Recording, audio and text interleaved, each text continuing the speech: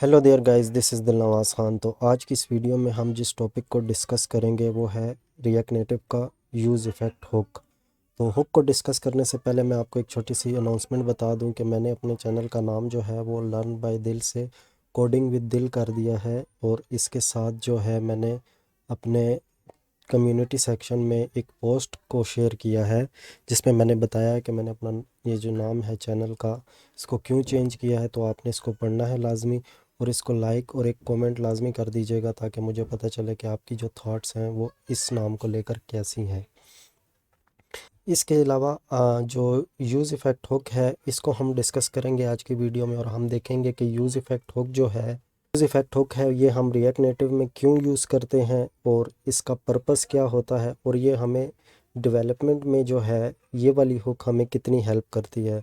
तो आज की इस वीडियो में हम ये देखेंगे और वीडियो जो है हमेशा की तरह मैं आपको बता दूं कि इसका सोर्स कोड जो होगा वो आपको इस रेपो में मिल जाएगा।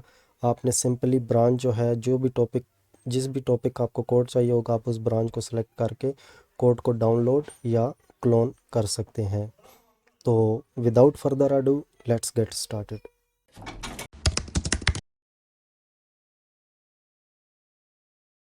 ओके गाइस, तो यूज़ इफ़ेक्ट हुक जो होता है ये रिएक्ट नेटिव में हमेशा जितने भी हुक्स हैं उन सब के रूल्स इस पर भी अप्लाई होते हैं। जैसे कि हुक्स के रूल्स जो हैं वो मैंने यूज़ स्टेट का जो टॉपिक था उसमें डिस्कस करते हुए मैंने बताए थे। अब यूज़ इफ़ेक्ट हुक जो है ये मोस्ट ऑफ द केसेस में हम जो हैं अपने जितने भी हमारे अगर यहाँ इस जगह पर मैंने अपने बनाए हुए हैं यूज़ स्टेट्स को यूज़ किया हुआ है, एक है दो हैं या मल्टीपल्स हैं, तो उनके इमीडिएटली बाद जो है हमारा यूज़ इफ़ेक्ट हुक आता है। ये कन्वेंशन है, कोई रूल नहीं है। आप इसको स्टेट्स को ऊपर और यूज़ इफ़ेक्ट को नीचे भी लिख सकते, यूज़ इफ़ेक्ट हुक को ऊपर और यूज़ स्टेट को नीचे भी लिख सकते हैं, इससे कोई प्रॉब्लम नहीं होती। लेकिन कन्वेंशन यही होती है कि इसको स्टेट्स के नीचे रखा जाता है ताकि रीडेबिलिटी में हेल्प मिल सके। अब ये जो यूज़ इफ़ेक्ट हुक है ये बेसिकली इसके यूजेस जो हैं वो मैं बता देता हूँ आपको थोड़ा सा कि यूज़ इफ़ेक्ट हुक जो है ये बेसिकली इंट्रोड्यूस करवाया था रिएक्ट ने एक फंक्शनल कंपोनेंट में।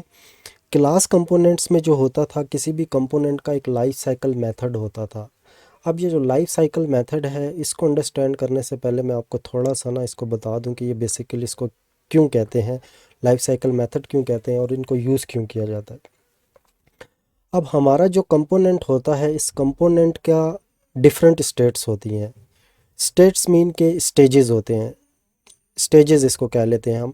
कि सपोज़ हमारा component for the very first time screen पर रेंडर होता है, ठीक है, स्क्रीन पर अपीयर होता है, तो ये उसका जो स्टेट होती है इसको कहते थे क्लास कंपोनेंट में कंपोनेंट डेड माउंट। यानी कंपोनेंट माउंट हो चुका है। माउंट का मतलब ये होता है कि अपीयर हो चुका है यूज़र को, एंड यूज़र को स्क्रीन पर। इस पॉइंट पे जो होता था इमीडिएटली अपीयर होने के बाद जो होता था हम क्लास कंपोनेंट में डेड माउंट को यूज़ करते थे। और डेड माउंट को यूज़ कर कर हम जो ऑब्जेक्टिव अचीव करते थे जो मोस्ट कॉमनली थे वो ये थे कि हम किसी एपीआई कॉल को हिट कर देते थे जिससे हमारा स्क्रीन में डाटा जो था वो लोड होता था।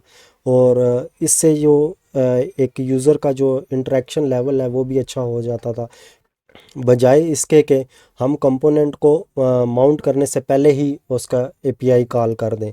और ये पॉसिबल भी नहीं है, लेकिन इससे ये होता था कि यूज़र को कोई विजुअल इफ़ेक्ट जो है वो स्क्रीन पर नज़र नहीं आता था। तो हम क्या करते हैं कि हम अपने यूज़ इफ़ेक्ट जेएसएक्स को रेंडर करते हैं, उसमें हम लोडर लगा देते हैं जब तक हमारा एपीआई जो रिज़ल्ट है वो आ नहीं जाता। ये डेड माउंट का जो पर्पस था वो ये होता था।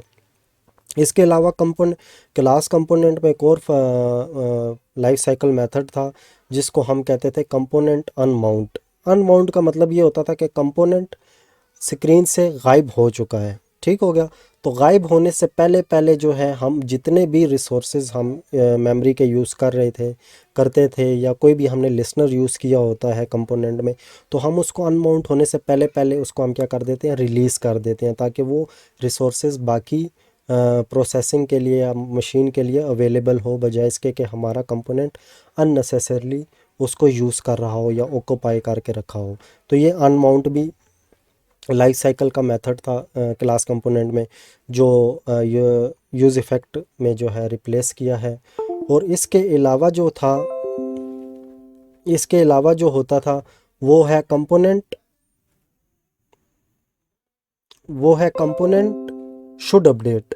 अब ये जो शुड अपडेट है, इसका मतलब ये होता था कि हमारा कंपोनेंट में जब भी कोई चेंज आए, हमारे कंपोनेंट में जब भी आउटसाइड से कोई चेंज आए या इनसाइड में कोई ऐसी चेंज आए जिससे हमारा मज़ीद कोई डाटा फेचिंग या कोई ऐसी चीज़ है जिसको हमने दोबारा रिकैलकुलेट करना है, रिकम्पाइल करना है, तो वो हम शुड अपडेट में डिसाइड करते थे यूज़ करते हुए कि हमने ये चेंज हो गया है, अब हमने डिसाइड करना है whether we want to refetch the data और रिकैलकुलेट द डाटा और रिकम्पाइल एनीथिंग।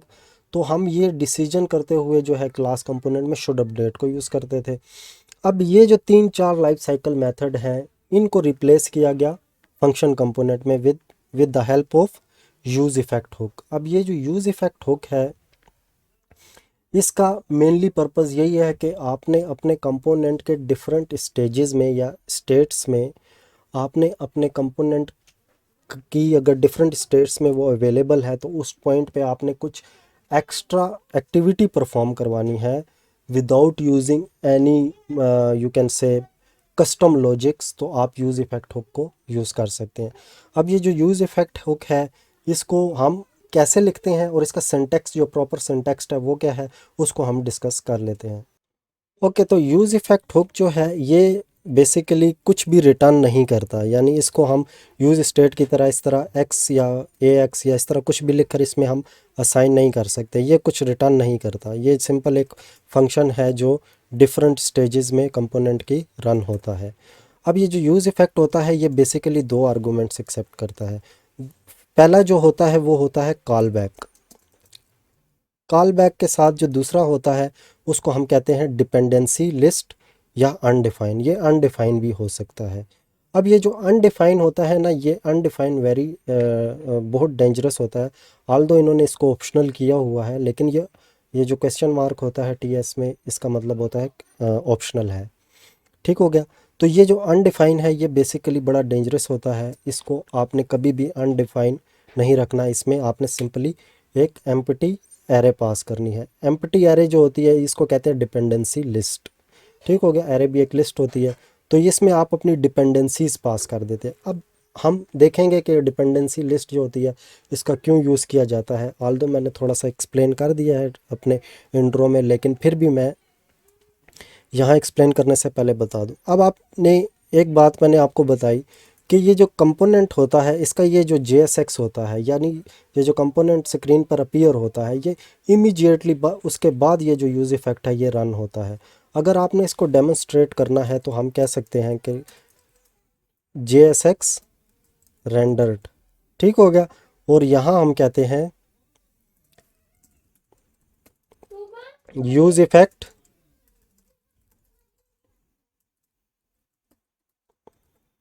ट्रिगर्ड। ठीक हो गया, मैंने कुछ भी लिख दिया। अब ये देखें, इसमें इसको इग्नोर कर दीजिएगा, ये मैंने टेस्टिंग के लिए किया था। अब ये देखें JSX रेंडर्ड और उसके बाद use effect triggered.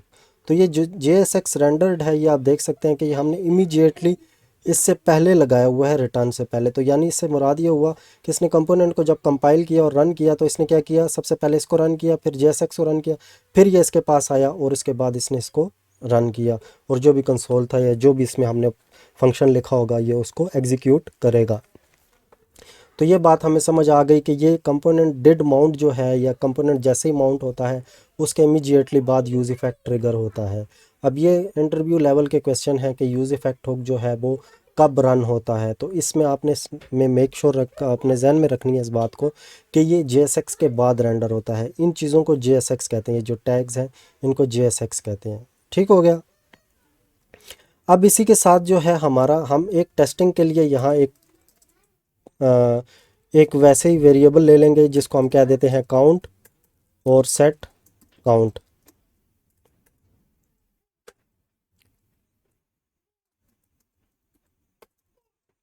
By default इसकी वैल्यू 0 होगी और इसी तरह हम इसका एक जो प्रेसेबल लगा लेते हैं और इसमें हम क्या देते हैं कि क्लिक में, और इधर मैं क्या देता हूँ कि काउंट, यानी काउंट कितनी बार क्लिक हुआ है।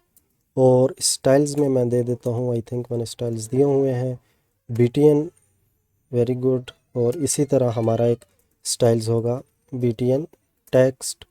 और ऑन प्रेस पर जो है हम क्या देते हैं, ऑन प्रेस।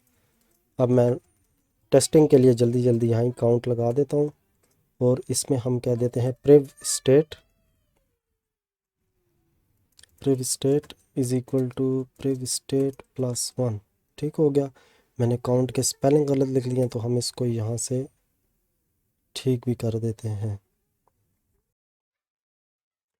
ओके, तो आपने अब यहाँ जो है इस बात को ख्याल रखना है कि हमारा कंपोनेंट जो होगा यूज़ इफ़ेक्ट में, जब डिपेंडेंसी एम्प्टी होती है तो इसका मतलब है कि दोबारा कभी भी रन नहीं होगा। नो मैटर जो हमारा कंपोनेंट है उसमें स्टेट चेंज हो या उसके अलावा इसमें जो प्रोप्स पास हो रहे हैं, सपोज़ ये कोई चाइल्ड कंपोनेंट होता, उन प्रोप्स में कोई चेंज आए तो ये किसी भी केस में अब चेंज, ये वाला जो रन, ये जो एग्जीक्यूशन बॉडी है फंक्शन की, ये वाली रन नहीं होगी। आप देख सकते हैं कि हमारा जो इनिशियल टाइम पे हुआ था उसमें ये हुआ था कि हमने JSX को रेंडर किया और JSX के बाद डायरेक्ट ही इसके पास आया और इसने इसको एग्जीक्यूट कर दिया। ये इसने मेक श्योर किया कि ये उसी टाइम होगा जब हमारा component for the very first time screen पे रेंडर होगा, उसके बाद ये कभी नहीं होगा। तो हम यहाँ अपने सामने रखते हैं, ये हमारा कंपोनेंट जब पहली बार रन हुआ तो इसने JSX को रेंडर किया और उसके बाद यूज़ इफ़ेक्ट को ट्रिगर किया। अब इसी तरह मैं जब इस पर क्लिक करूँगा तो आप देख सकते हैं कि हमारा यूज़ इफ़ेक्ट ट्रिगर जो है वो दोबारा कंसोल नहीं हुआ। अब इस पर हम जितनी मर्ज़ी बार क्लिक करते रहें ये दोबारा ट्रिगर नहीं होगा। इसी के साथ मैंने आपको बताया था कि अगर आप ये एम्प्टी पास कर देते हो, ऑल्दो रिएक्ट वालों ने कहा हुआ है कि ये ऑप्शनल है, लेकिन इस ऑप्शनल का जो प्रॉब्लम है वो ये होती है कि अब इस डिपेंडेंसी एरे की ना होने की वजह से ये जो यूज़ इफ़ेक्ट है ये हमेशा रन होगा। ठीक हो गया। तो ये आपने छोटा सा इसमें गोचा है कि आपने इसको याद रखना है कि जब भी हमारा यूज़ इफ़ेक्ट में डिपेंडेंसी एरे नहीं होगी तो वो हर एक चेंज पर इस यूज़ इफ़ेक्ट को ट्रिगर करेगा, बेशक वो चेंज यूज़ इफ़ेक्ट की वजह से अकर हुआ हो या बेशक वो प्रॉप्स की वजह से अकर हुआ हो। अगर चाइल्ड कंपोनेंट है, चाइल्ड कंपोनेंट की भी एग्जांपल हम देखेंगे तो उसमें मैंने एक कंपोनेंट एक्स्ट्रा बनाया हुआ है, उसको भी हम देख लेंगे। लेकिन फ़िलहाल मैं ये बता रहा हूँ कि यूज़ इफ़ेक्ट में जब आप डिपेंडेंसी पास नहीं करते तो उसका जो है जो प्रॉब्लम अकर होती है वो ये होती है कि अब ये देखें JSX रेंडर हुआ, उसके बाद यूज़ इफ़ेक्ट ट्रिगर हुआ। अब मैं दोबारा इस पर क्लिक करूँगा तो सेम वही JSX use effect, JSX use effect. अब आप जितनी मर्ज़ी बार क्लिक करते रहें ये पैटर्न चलता रहेगा। तो ये बड़ी एक कॉस्टली होती है जब आप बार बार यूज़ इफ़ेक्ट में आप उसको रेंडर कर रहे हो, और स्पेशली जब आप API कॉल करवा रहे हो या किसी इवेंट को रजिस्टर कर रहे हो या इवेंट लिस्टनर लगा रहे हो और वो जो पुराना इवेंट लिस्टनर है वो आपने रिमूव नहीं किया और उसके ऊपर दोबारा लगा रहे हो तो उससे मेमोरी लीक्स आती हैं। या इसी तरह आपकी जो API कॉल्स होती हैं उसमें आपकी जो बैंडविड्थ होती है नेटवर्क की वो बहुत ज़्यादा यूज़ होती है। तो आपने मेक श्योर कर लेना है कि आपने हमेशा यूज़ इफ़ेक्ट के साथ एम्प्टी एरे लगानी है अगर आप सिर्फ़ और सिर्फ कंपोनेंट के माउंट होने के बाद सिर्फ एक बार उसको रन करना चाहते हैं। लेकिन अगर आप इसको रन करवाना चाहते हैं किसी स्टेट में चेंज पर, ठीक हो गया, तो आपने क्या करना है, मैं इसको क्या देता हूँ, new state, set new state, और इसको भी हम वैसे ही हम लगा रहे हैं तो इसको मैं कह देता हूँ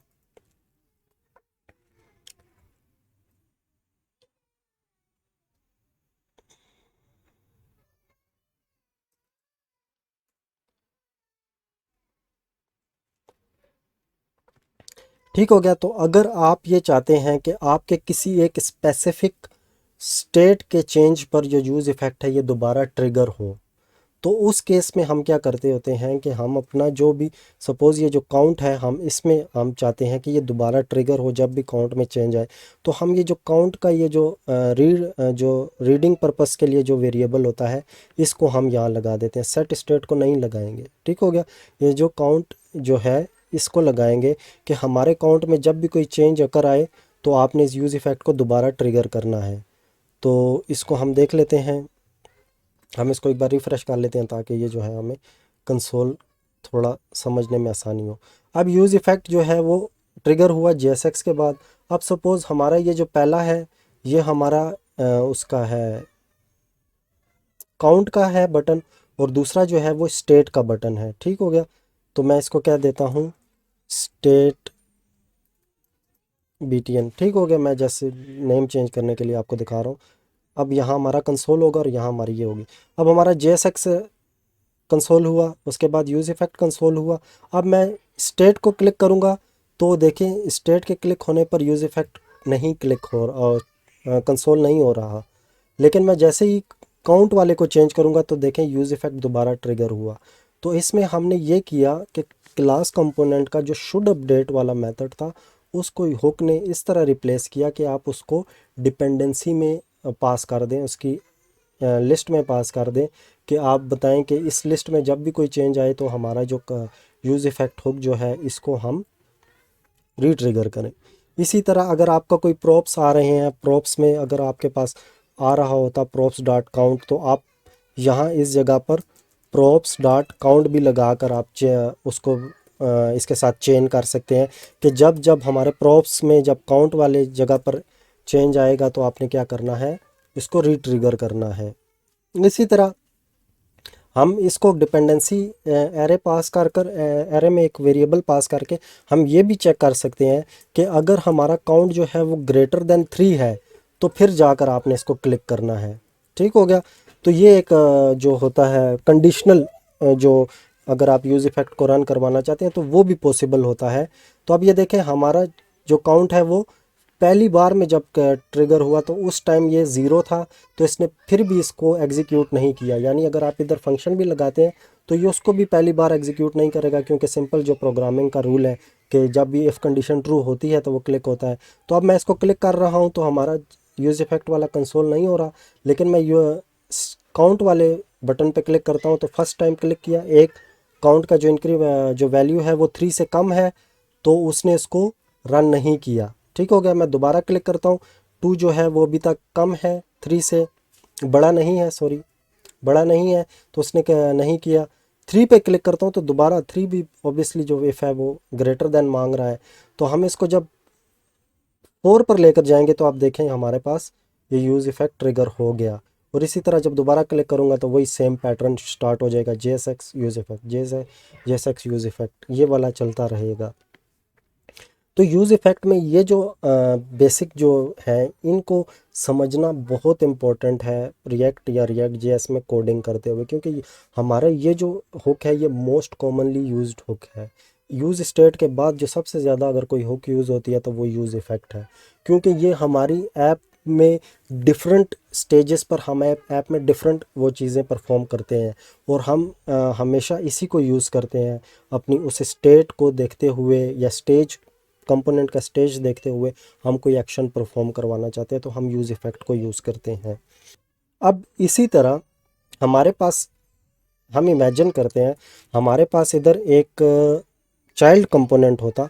अब मैं आपको प्रोप्स में चेंज वाला दिखा रहा हूँ कि प्रोप्स में चेंज हो जब होता है तो कंपोनेंट जो है वो किस तरह रिएक्ट करता है, नंबर 1। नंबर 2, हमारा एक यूज़ इफ़ेक्ट हुक का जो एक लाइफ साइकिल जो लास्ट मेथड है वो वेरी इंपॉर्टेंट मेथड है, वो है अनमाउंट। तो अनमाउंट का मतलब ये होता है कि कंपोनेंट को स्क्रीन से हटा दो। तो जब कंपोनेंट स्क्रीन से हटता है तो उससे पहले पहले हमने जितनी भी मेमोरी को जो है रिलीज़ करना होता है वो सारा काम हम उस पॉइंट पे करते हैं। अब ये जो ऐप है हम इसको स्क्रीन से हटा सकते नहीं है, तो इस पर्पज़ के लिए हम क्या करेंगे, हम एक अपना एक एक्स्ट्रा जो कंपोनेंट है उसको यूज़ कर लेंगे और उसको हम देख लेंगे कि उसमें वो जो अनमाउंट वाला काम है वो कैसे होगा। तो मैंने ये ग्रीट के नाम से एक कंपोनेंट बनाया हुआ है, आप देख सकते हैं कंपोनेंट्स के अंदर। तो इस ग्रीट वाले कंपोनेंट को हम यूज़ करेंगे। देखें हमारा ग्रीट कंपोनेंट में से इंपोर्ट हो गया और इसको हम यहाँ बंद कर लेते हैं। ठीक हो गया। अब जो ग्रीट होगा इसको मैंने लिखा हुआ है वेरी गुड, और नाम भी मैंने चेंज नहीं किया हालांकि। अच्छा, कोड विद दिल, ठीक हो गया। तो ये मैंने वो कर दिया। अब हम देखते हैं कि ये कंपोनेंट कितनी बार रेंडर होता है। कंसोल डॉट लॉग ग्रीट कम, ठीक हो गया। अब हम इसको रिफ्रेश भी कर लेंगे ताकि हमें नज़र आता रहे। अब देखें हमारा रन हुआ JSX रेंडर्ड, ठीक है। JSX कंसोल रिटर्न से ऊपर लगा हुआ है, तो रिटर्न से पहले उसने उसको एग्जीक्यूट किया, फिर JSX को रेंडर किया। JSX को रेंडर करते हुए उसने देखा कि कंपोनेंट भी हमारा कस्टम कंपोनेंट मौजूद है और उस कंपोनेंट के अंदर भी कोई कंसोल लगा हुआ है, तो उसने उस कंपोनेंट के अंदर वाले कंसोल को भी रन किया। और हमारा जो है ये रन नहीं हुआ अगेन, क्योंकि हमने इसको कंडीशनल किया हुआ है। तो इसको हम कंडीशनल भी हटा देते हैं और यहाँ इसके साथ हम पेरेंट भी लिख देते हैं, ठीक हो गया। पेरेंट मीन कि ये पेरेंट कंपोनेंट है, ये भी हटा देते हैं, ठीक हो गया। और हम ग्रीट में आते हैं, ग्रीट कंपोनेंट, और यहाँ भी एक यूज़ इफ़ेक्ट यूज़ कर लेते हैं। यूज़ इफ़ेक्ट को मेक श्योर करना है रिएक्ट में से इंपोर्ट करना है और एम्प्टी एरे लगा देनी है। और इसके अलावा इसमें एक जो इसकी बॉडी है उसमें हमने क्या कर देना है, ग्रीट कंपोनेंट, और यहाँ हमने लिखा था पेरेंट और यहाँ हम लिखेंगे चाइल्ड, ठीक हो गया। तो अब आप देखें,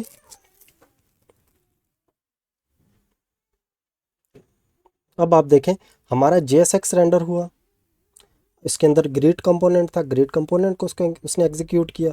ग्रीट कंपोनेंट के अंदर चाइल्ड यूज़ इफ़ेक्ट लगा हुआ था, तो उसने चाइल्ड वाले यूज़ इफ़ेक्ट को किया। हमारा JSX सारा कंप्लीट हो गया।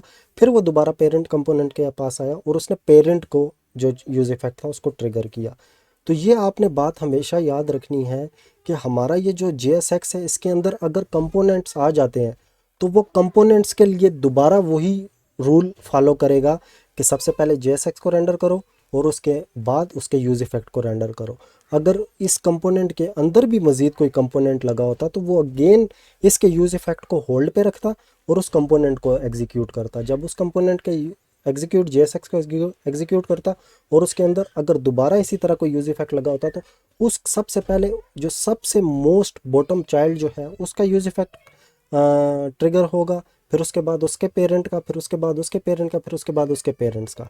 तो जैसे आपने यहाँ एक कंसोल में ये एग्जांपल देखी है कि JSX पेरेंट का रेंडर हुआ, चाइल्ड का ग्रीट कंपोनेंट JSX से पहले रेंडर हुआ, फिर उसका यूज़ इफ़ेक्ट ट्रिगर हुआ और फिर पेरेंट का यूज़ इफ़ेक्ट ट्रिगर हुआ, ठीक हो गया। तो ये एक रूल है, ये रूल जो है ये कांस्टेंट है, ये यानी चेंज नहीं होगा हुक्स या यूज़ इफ़ेक्ट हुक में। तो आपने इसको याद रखना है कि ये किस तरह काम करता है। गुड हो गया। अच्छा, अब हमने क्या करना है कि हमारे पास ये जो काउंट वाला है ये हमने प्रॉप्स में इसको पास कर देना है, ठीक हो गया। प्रॉप्स में पास करना कोई मुश्किल वाली बात नहीं है। हमने 2 टॉपिक इस पेपर 2 वीडियोस बना दिए हैं डिटेल्ड, तो आपने अगर नहीं देखा तो उसको देख लीजिएगा। तो ये हमारा काउंट आ गया यहाँ। अब हम ग्रीड के पास जाएंगे, ग्रीड को कहेंगे कि भाई आपको प्रॉप्स मिल रहे हैं, उसको हम एनी रख देते हैं TS की वजह से। ये मैं TS जो है अभी इसलिए एक्सप्लेन नहीं कर रहा, तो आपने ये नहीं कहना कि TS या मैं करना नहीं चाहता या मुझे आती नहीं है। मैं TS के ऊपर प्रॉपर एक वीडियो बनाऊंगा, सीरीज़ बनाऊंगा, जिसमें मैं TS को बिल्कुल स्क्रैच से बताऊंगा। और TS पे मैं इतनी कोई लंबी लंबी वीडियोस नहीं बनाऊंगा, ये बहुत ही सिंपल होता है। अगर आप बिगनर भी हैं तो मैं मेक श्योर करूंगा कि आप मेरी 2-3 वीडियोस देखेंगे तो आप TS को इस तरह समझ जाएंगे, ठीक हो गया।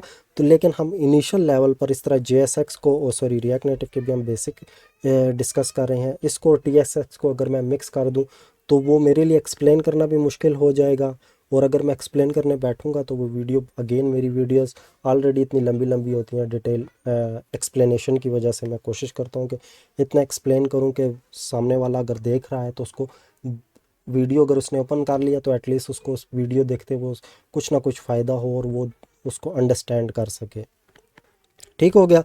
तो पूरा आपने TS को ये नहीं समझना कि TS को हम डिस्कस नहीं करेंगे, TS को करेंगे और इंशाल्लाह ज़रूर करेंगे। अब ये देखें यहाँ पर जो है मैं प्रॉप्स डॉट काउंट मैंने लिखा उस जगह जो हमारा प्रॉप्स का नाम है वो काउंट है, तो मैं इसको सेव कर लेता हूँ।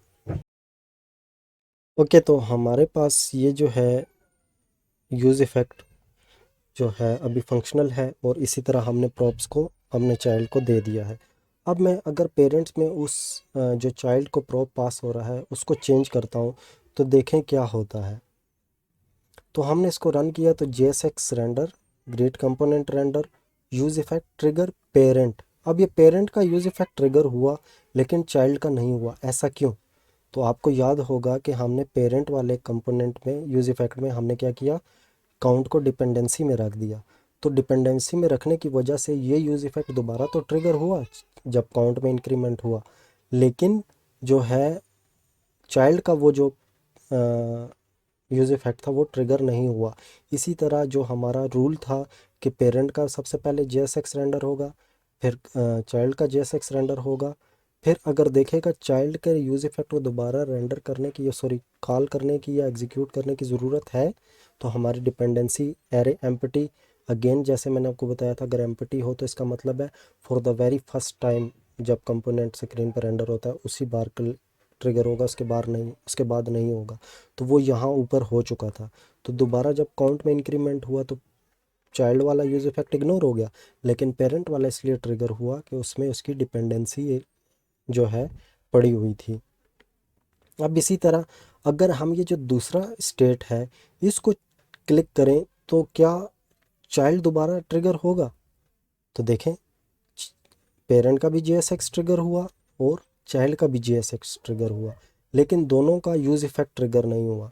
चाइल्ड का तो इसलिए ट्रिगर नहीं हुआ कि हमने उसकी डिपेंडेंसी लिस्ट दी नहीं है, तो वो अगेन वही रूल अप्लाई होगा कि जब तक इसकी डिपेंडेंसी लिस्ट ना हो तो उसको दोबारा ट्रिगर मत करो। लेकिन पेरेंट का इसलिए नहीं हुआ कि पेरेंट में हमने स्टेट जो है काउंट की चेंज नहीं की, हमने ये जो न्यू स्टेट है इसको चेंज किया है। तो आपको नज़र आ रहा है न्यू स्टेट वाले बटन पे जो काउंट है वो इंक्रीमेंट हुआ है, काउंट जो है वो इंक्रीमेंट नहीं हुआ। तो ये बात आपको समझ में आ गई कि हमारा जब यूज़ इफ़ेक्ट है उसको डिड माउंट यानी for the very first time हमने जब ट्रिगर करना होता है तो आप उसको हम विदाउट डिपेंडेंसी लिखते हैं, और अगर डिपेंडेंसी दे देते हैं तो इसका मतलब ये होता है कि स्पेसिफिकली उस डिपेंडेंसी में कोई भी चेंज आए तो आपने उसको ट्रिगर करना है। और इसी के साथ अगर हम उसको कंडीशनल करना चाहें कि हमारी डिपेंडेंसी लिस्ट में जब जो वेरिएबल्स पड़े हुए हैं, जो स्टेट वेरिएबल पड़े हुए हैं, वो अगर किसी स्पेसिफिक पॉइंट पे पहुंचे तो तब आपने ट्रिगर करना है। जैसे हमने ग्रेटर देन 3 लिखा, तो ग्रेटर देन 3 जब हमारा काउंट होगा तो तभी वो यूज़ इफ़ेक्ट को एग्जीक्यूट करवाएगा, अदरवाइज़ वो इग्नोर कर देगा। ठीक हो गया। अब ये जो प्रॉप्स है, इस प्रॉप्स में अगर तो हम इस प्रॉप्स को डायरेक्टली लिख देते हैं तो आपने याद रखना है कि प्रॉप्स में जब जब कोई चेंज आएगा, ठीक हो गया, प्रॉप्स में जब जब कोई चेंज आएगा वो उसको रीट्रिगर करता रहेगा। फॉर इंस्टेंस यहाँ हमने क्लिक किया तो हमारा JSX ग्रीड कंपोनेंट, चाइल्ड का यूज़ इफ़ेक्ट, पेरेंट का यूज़ इफ़ेक्ट, दोबारा क्लिक किया तो फिर JSX चाइल्ड कंपोनेंट, चाइल्ड का JSX, फिर यूज़ इफ़ेक्ट और फिर इसका यूज़ इफ़ेक्ट। ठीक हो गया। अब इसी तरह अगर मैं इसको क्लिक करूँ तो आप देखें JSX, चाइल्ड का JSX और चाइल्ड का यूज़ इफ़ेक्ट भी ट्रिगर हुआ। क्यों? अब ये बात आपने याद रखनी है कि जब भी हम इस प्रॉप्स को डायरेक्ट प्रॉप्स को डिपेंडेंसी में दे देते हैं तो ये जो प्रॉप्स है कुछ भी नहीं है, एक ऑब्जेक्ट है। ठीक हो गया। तो ऑब्जेक्ट हमेशा कंपेयर होते हैं by reference, not by value. ठीक हो गया। तो ये छोटी सी एक जावास्क्रिप्ट का जो है कॉन्सेप्ट है, इसको अगर तो आपको इस पर डिटेल वीडियो चाहिए तो आपने मुझे लाजमी इसको वीडियो के नीचे भी कमेंट में लिख दें कि ये जो पास बाय रेफरेंस, वो कंपेयर बाय रेफरेंस या पास बाय रेफरेंस या पास बाय वैल्यू क्या होती है जावास्क्रिप्ट में, तो मैं उसके ऊपर डिटेल वीडियो बनाऊंगा। लेकिन मैं यहाँ थोड़ा सा एक्सप्लेन कर देता हूँ आपको। आपको याद होगा कि जब हमने प्रॉप्स को स्टार्ट किया था तो प्रॉप्स को हमने कंसोल किया था हमारी, इससे प्रीवियस वीडियो नहीं बल्कि उससे जो प्रीवियस वीडियो है उसमें हमने देखा था कि जो प्रॉप्स कुछ भी नहीं है, एक ऑब्जेक्ट है, इसमें की वैल्यू पेयर्स होते हैं। तो जब आपने प्रॉप्स को डायरेक्टली इसके डिपेंडेंसी में रख दिया तो वो जब भी रीट्रिगर होगा तो इसका ऑब्जेक्ट का रेफरेंस चेंज होता रहता है हर ट्रिगर पर, क्योंकि एक मेमोरी कांस्टेंट तो नहीं होती कि आपने जो कोई वेरिएबल बनाया और उसको कांस्टेंट जो वैल्यू मेमोरी, अगर ABC कोई मेमोरी है, मेमोरी में जगह वो मिल गई है तो नेक्स्ट पर भी वही मिलेगी, नहीं। वो दोबारा उसको डी ई एफ भी कर सकता है, एक्स वाई जी भी कर सकता है। तो वो जब चेंज होता रहता है तो ये उसको रेफरेंस को कंपेयर करता रहता है, ना कि उसकी वैल्यू को। तो इस वजह से जब भी आपने प्रॉप्स में अपने यूज़ इफ़ेक्ट को रखना है तो ये आपने अपने ध्यान में रखना है कि बात कि हमने प्रॉप्स, अगर तो आपके प्रॉप्स में किसी जगह भी चेंज आए तो आपने अगर ट्रिगर करना है तो फिर तो प्रॉप्स गुड इनफ है। लेकिन अगर आप चाहते हैं कि हमारे प्रॉप्स के अंदर जो काउंट है उसको हमने डिपेंडेंसी में रखना है, तो फिर आपका जो कंपोनेंट है वो दोबारा रीट्रिगर नहीं होगा, वो उसकी ऑब्जेक्ट को कंपेयर नहीं करेगा, बल्कि चाइल्ड और सॉरी मैं अपना सेंटेंस पूरा कर लूँ कि वो ऑब्जेक्ट को कंपेयर नहीं करेगा बल्कि उसके स्पेसिफिक एक की को कंपेयर करेगा। और की क्या है? प्रिमिटिव वैल्यू है। तो प्रिमिटिव जो है वो वैल्यू से कंपेयर की जाती है, ना कि रेफरेंस से। तो ठीक है, अब ये हमारा हो गया है। मैं इसको एक बार फिर रिफ्रेश कर देता हूँ। तो हमारा JSX पेरेंट का रेंडर हुआ और चाइल्ड का JSX रेंडर हुआ। अगर तो मैं तो क्योंकि मैंने यहाँ लिखने में थोड़ी सी गलती कर दी है तो हम इसके साथ JSX लिख देते हैं, ताकि हमारा जो है वो, मैं क्योंकि एक्सप्लेन करते हुए आपको बार बार बताता हूँ तो शायद आपको उसमें, और ये हाँ भी मैं यहाँ भी लिख देता हूँ ताकि मैं वो बता सकूँ, क्योंकि ये थोड़ा सा ये वाला जो पॉइंट है ना ये समझने वाला है। और अगर आप इसको समझ जाते हैं तो आपको फिर यूज़ इफ़ेक्ट समझने की कभी भी कोई ज़रूरत नहीं पड़ेगी, अगर आपने इस जगह पर इसको समझ लिया। अब देखें, अब हमने क्या डिपेंडेंसी रखी चाइल्ड में? Props dot count. ठीक है, प्रॉप्स को डायरेक्ट नहीं रखा। तो इससे हमारा क्या हुआ कि पेरेंट का हुआ वही अगेन रूल, चाइल्ड का JSX रेंडर हुआ वही सेम है, चाइल्ड का फिर यूज़ इफ़ेक्ट रेंडर हुआ क्योंकि चाइल्ड जो है वो बॉटम पर है तो उसका यूज़ इफ़ेक्ट ट्रिगर हुआ। फिर वो चाइल्ड से जब फ्री होकर वापस पेरेंट पे आया तो उसका यूज़ इफ़ेक्ट रहता था, तो उसने यूज़ इफ़ेक्ट को भी ट्रिगर किया और उसको कंसोल कर दिया। अब मैं जब इसके काउंट पे क्लिक करूँगा तो हमारा क्या होगा? JSX रेंडर होगा, फिर वही रूल होगा क्योंकि JSX में भी पेरेंट में भी डिपेंडेंसी है और चाइल्ड में भी डिपेंडेंसी है। पेरेंट और चाइल्ड में दोनों काउंट की डिपेंडेंसी है तो दोनों ट्रिगर हुए। लेकिन अगर मैं स्टेट को क्लिक करता हूँ तो दोनों में से कोई भी यूज़ इफेक्ट ट्रिगर नहीं हुआ। क्यों नहीं हुआ? क्योंकि जो पेरेंट का जो डिपेंडेंसी एरे थी वही हमने चाइल्ड की भी रखी है। अब की बार हमने इस प्रॉप्स को नहीं रखा, बल्कि प्रॉप्स में जो वैल्यू आ रही थी उसको हमने डिपेंड किया हुआ है अपने यूज़ इफेक्ट को, कि अगर इस वैल्यू में कोई चेंज आए तो आपने फिर इस यूज़ इफेक्ट को ट्रिगर करना है, एल्स आपने इसको नहीं करना। तो इसमें भी काउंट है और इसमें भी काउंट है। अब अगर मैं इसी के साथ अगर यहाँ एक स्टेट कोई और भेज देता हूँ न्यू स्टेट के नाम से, जो हमारा दूसरा वेरिएबल है, तो मैं ये प्रॉप्स को आपको समझाने के लिए बता रहा हूँ कि अगर हमारा ये भी आ जाए और ये सेव हो गया, एक और लगा दें, मैं यहाँ लगा देता हूँ प्रॉप्स डॉट न्यू स्टेट। ठीक हो गया। तो अब की बार जो होगा अगेन रूल वही है। ठीक है, ये मैं जस्ट आपको घुमा फिरा कर इसलिए दिखा रहा हूँ कि आपको समझने में आसानी हो। और इंटरव्यूज़ में और पेपर्स में इसी तरह पूछा जाता है कि वो घुमा फिरा कर पूछते हैं कि अच्छा जो प्रॉप्स है दूसरा अगर चेंज हो जाए तो फिर क्या होगा। ठीक हो गया। तो अब अगेन वही रूल है कि हमारी डिपेंडेंसी एरे में काउंट है, तो काउंट में चेंज होगा तो भाई मैं अपडेट होऊंगा, ये यूज़ इफेक्ट कह रहा है, अदरवाइज़ मैं कभी भी री ट्रिगर नहीं होऊंगा या री एग्जीक्यूशन मेरी नहीं होगी। तो अब की बार हम डायरेक्ट स्टेट को चेंज करके देखते हैं। ठीक हो गया। ये आपने देख लिया होगा कि ये सेम ही है अभी तक, जो हमारी एक थ्योरी थी उसके बिल्कुल एग्जैक्टली उसी तरह। अब देखें, वही बात हो गई कि जब जब हमारा दूसरा स्टेट वेरिएबल चेंज हुआ उसने सिर्फ JSX को रेंडर किया, यूज़ इफेक्ट को रेंडर नहीं किया। क्यों नहीं किया? क्योंकि दोनों की डिपेंडेंसी जो है वो काउंट पर है, स्टेट पे तो है नहीं है। न्यू स्टेट जो वेरिएबल है हमारा, वो देखें यहाँ JSX चेंज भी हो रहा है लेकिन ये रीट्रिगर नहीं हो रहा। ठीक हो गया। तो ये कंपोनेंट शुड अपडेट जो है वो सारा का सारा इसी की, वो जो सारी की सारी जो खिचड़ी अभी हमने बताई है या मैंने एक्सप्लेन की है वो सारी की सारी इसी पे डिपेंडेंट है। इसके अलावा इसमें और कुछ भी नहीं है कि शुड अपडेट या यूज़ इफ़ेक्ट किस तरह काम करता है। अब इसमें जो वेरी लास्ट पॉइंट जो है वो बड़ा इंपॉर्टेंट है, वो ये है कि हमारा ये जो अनमाउंट वाला प्रोसीजर है ये किस तरह काम करता है। अब अनमाउंट जो होता है ना, वो बेसिकली यूज़ इफेक्ट के बिल्कुल बॉटम पे रखा जाता है। ठीक हो गया, ये जिस जगह ये करली ब्रैकेट क्लोज हो रही होती है ना, इससे एक लाइन पहले। ठीक हो गया, ये दरमियान में नहीं रखते। लिख भी लें कोई मसला नहीं है, वो रिएक्ट नेटिव इतना स्मार्ट है या जावास्क्रिप्ट का कंपाइलर इतना स्मार्ट है कि वो उसको अंडरस्टैंड कर लेगा। लेकिन आपने अपनी रीडेबिलिटी के लिए इसको बिल्कुल बॉटम पे रखना है। ठीक है, कन्वेंशन भी यही है। और जो बाकी फेलो डेवलपर्स होते हैं या आपके कोई कोड चेक कर रहा होता है, बेशक वो इंटरव्यूअर हो या आपका टीचर हो, तो उसको समझ में आ जाती है कि हाँ ये अनमाउंट वाली फंक्शनैलिटीज़ ने यहाँ रखी है। तो अनमाउंट के लिए क्या करना होता है, आपने सिंपल यहाँ रिटर्न का कीवर्ड लिखना होता है। ठीक हो गया, रिटर्न के कीवर्ड के इमीडिएट बाद आपने एक एरो फंक्शन लिख देना है। ठीक होगा।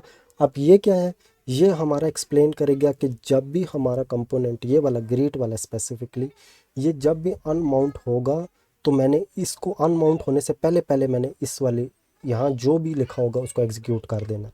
अब इसमें हम मोस्ट ऑफ द केसेस में क्या लिखते हैं, हम लिख देते हैं कि हमारी अगर तो कोई एपीआई कॉल पेंडिंग पर है। ठीक होगा, ये हमने अब मेक श्योर कर लेना है कि हम रिटर्न में क्यों लिखते हैं और अनमाउंट में हम ये क्यों लिखते हैं, रीज़न क्या है।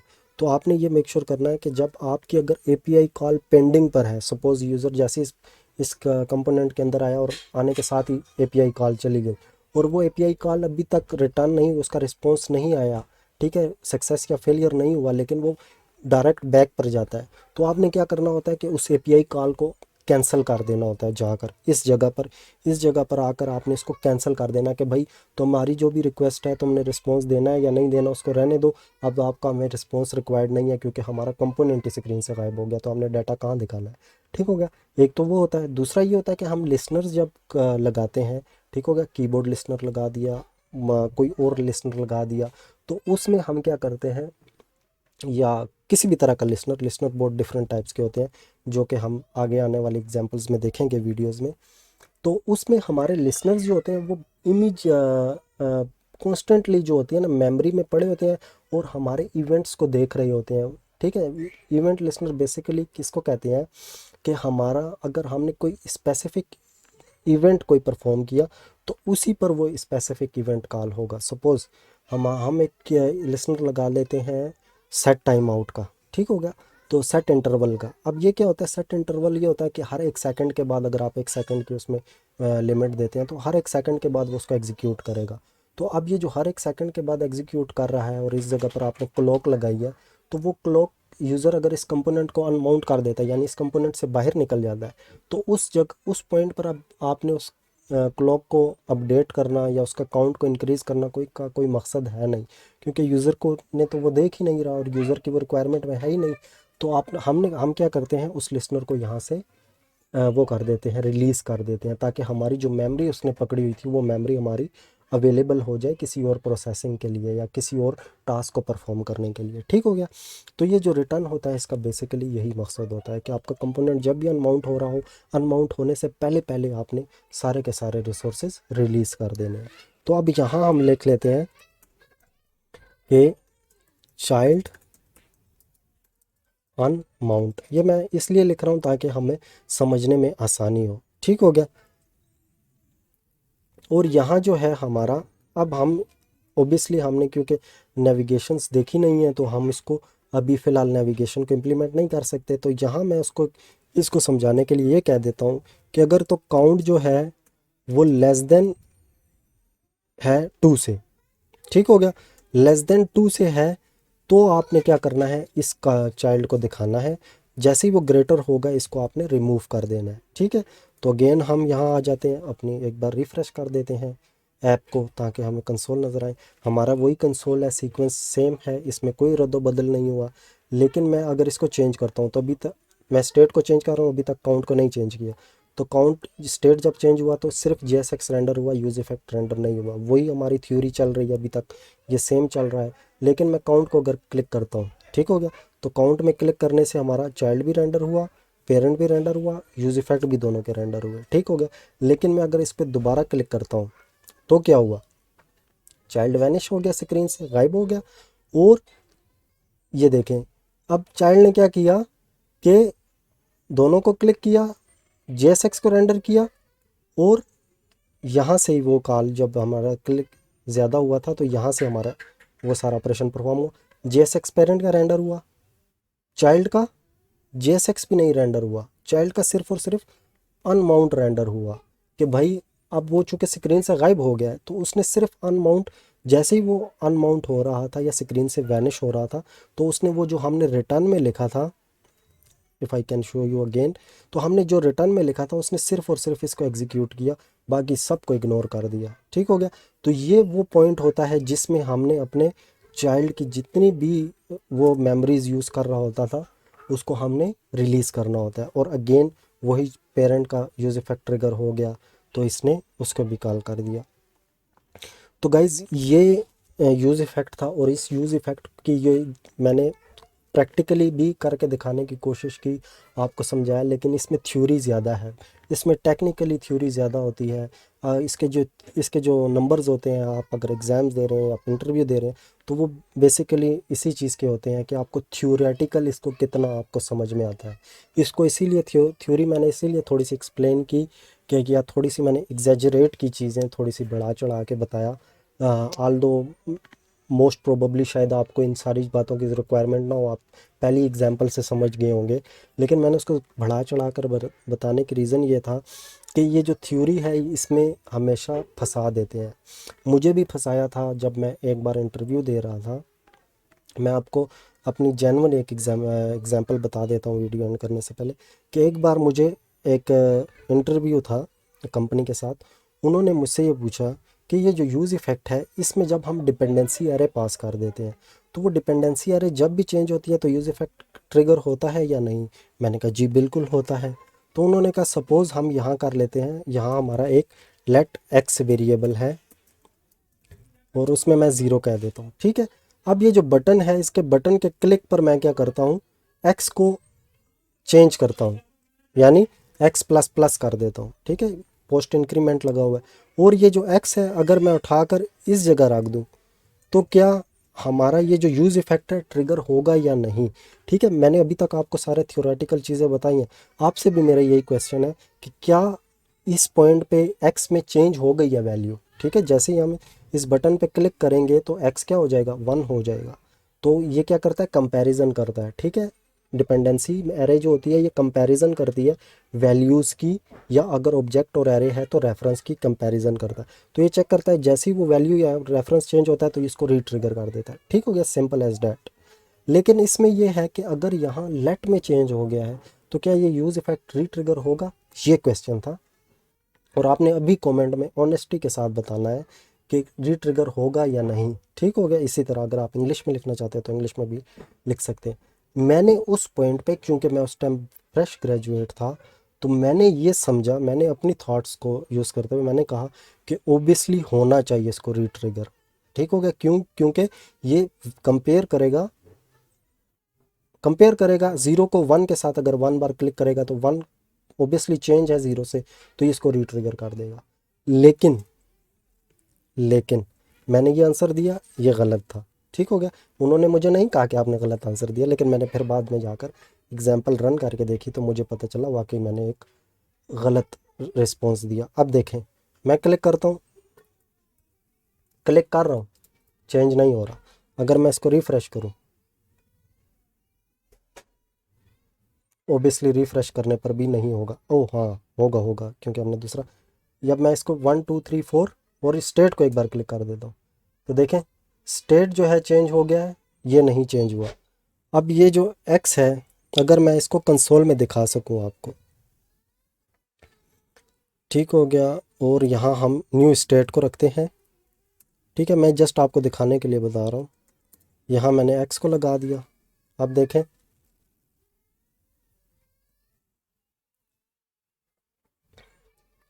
इनिशियल लेवल पर एक्स जो है वो ज़ीरो है। मैंने एक बार क्लिक किया, दो बार क्लिक किया, तीन बार क्लिक किया। ठीक है, मैं स्टेट को चेंज करता हूँ। एक बार क्लिक किया तो हमारे पास इधर क्या वैल्यू आ रही है, 3 आ रही है। ठीक हो गया। और इसी तरह अगर JSX में भी देखना होता तो मैंने कंसोल वैसे ही लगा दिया, यहाँ लगा देता तो वो हमें तब भी नज़र आ जाता कि यहाँ हमारा, आई डोंट नो ये चेंज क्यों नहीं हो रहा।